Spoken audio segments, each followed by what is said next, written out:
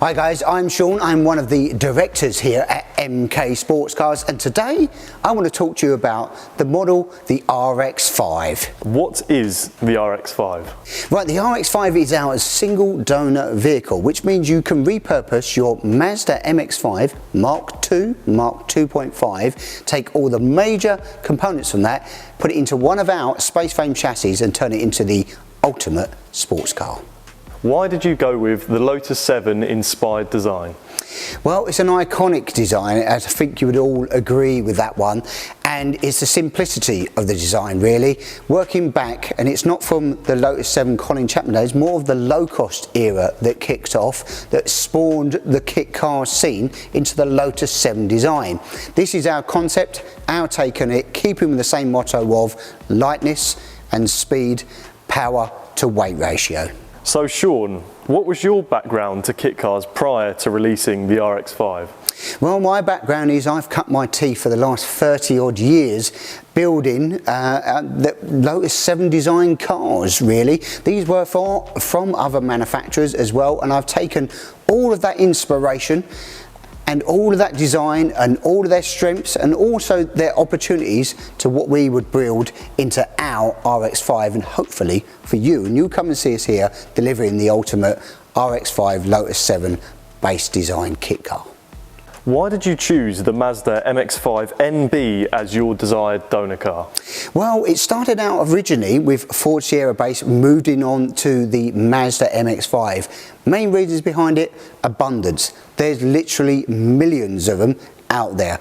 Great performance from a basic and simplicity design, a bit like the Lotus 7 and the Mazda go hand in hand in that, and also cheapness. They are very, very cost effective for parts availability, and also for tuning potential. We know you cater as a company for the entire kit car market, but is this specific model more of a road or track focused car? Well, the road or track focused part is a question that gets asked a lot. They can be whichever you wish them to be. So you can design your vehicle and spec it to be a road spec car with windscreen wipers, heaters, doors, hood, all of the creature comforts, padded seats, heated seats. You can do all of that. Or you can stick with the ethos then, if you want to design it to go more into a track focused vehicle, by stripping it all back. Weight equals performance by reducing it, and you can focus on that. Being that there's two models of the RX-5, the 140 which is naturally aspirated and the 250 with the turbocharged package, what sort of performance can you expect from the 140? And what sort of difference in performance with the added turbo package? Right, the main difference in performance is quite simply 100 horsepower is generally where it seems to sit in terms of difference between normally aspirated and a small turbo conversion. 0 to 60 is certainly sub 6 seconds with the RX-5 140, it depending on the conditions and the tyres and the other aspects that's using it and driver capability, but between 5 and 6 seconds. Whereas the turbocharged performance drastically reduces that, brings it down to nearer the 4-second range, both of them topping around the sort of 130 mark because they are gearing restricted, and you could up the performance and the top speed by changing the gearing on these vehicles with a 5 and a 6-speed gearbox, or changing the differential ratios and tyre aspect ratios to give you more performance. These will certainly easily stretch to 140 plus miles per hour. What sort of target market was the RX-5 aimed towards?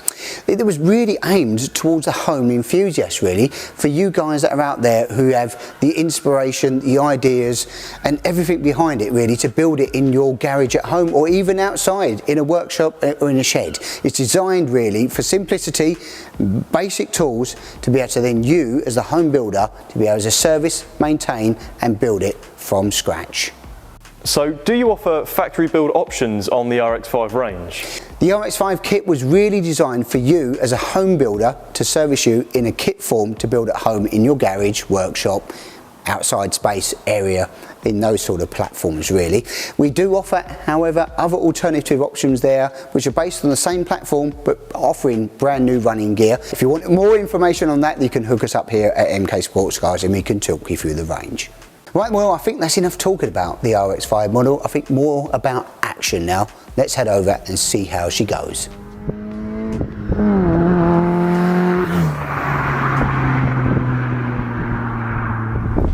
Once again we are back, and I am back in the passenger seat of the RX-5 140, holding the microphone as per, because the wind noise likes to defeat the microphone, as well as the exhaust noise clearly. But we're heading on a little drive out to show you guys sort of how civilised these cars are. So civilised.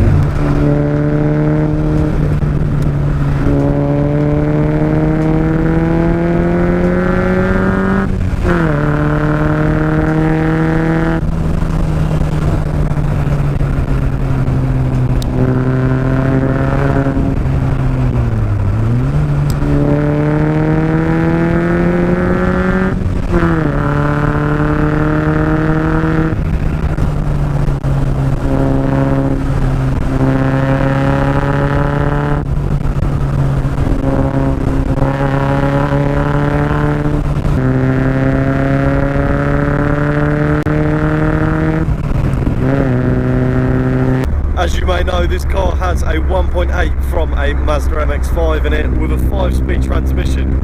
Now, don't let that fool you, because in a Mazda, you probably think that these engines aren't the quickest of all things, but as soon as you less than half the weight of a Mazda MX-5, you quickly get some power to weight ratio back.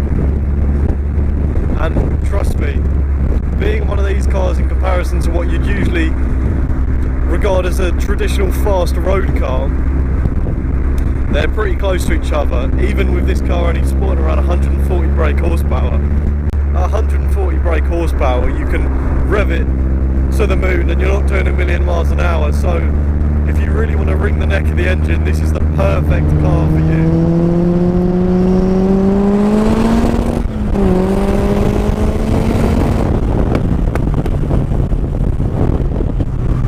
Yeah, this thing is not slow.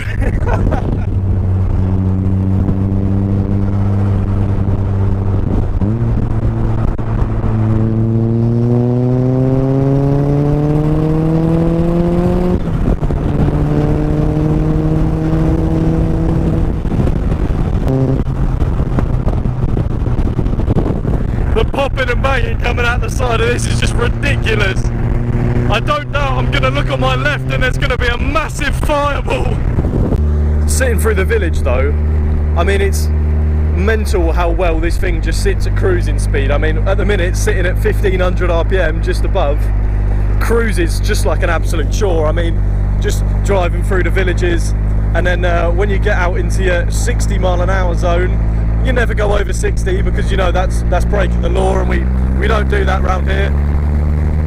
This thing really is a complete car to go on road trips with, especially if you want to show up your mates. Give us a run for your money.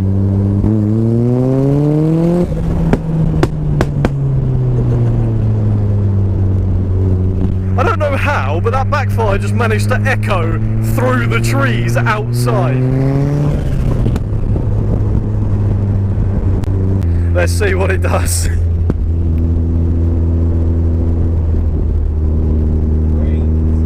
1.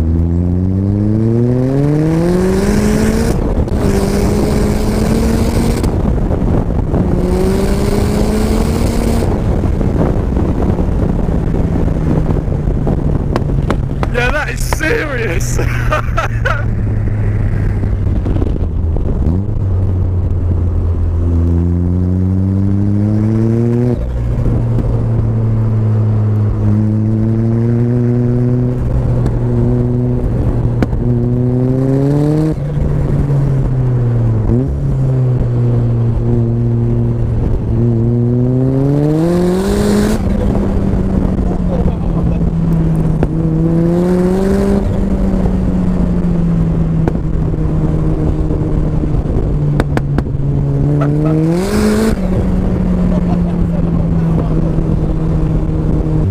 Talk about being pinned back in your seat. This is just ridiculous. I mean, even just tapping the accelerator, my head is being flown back.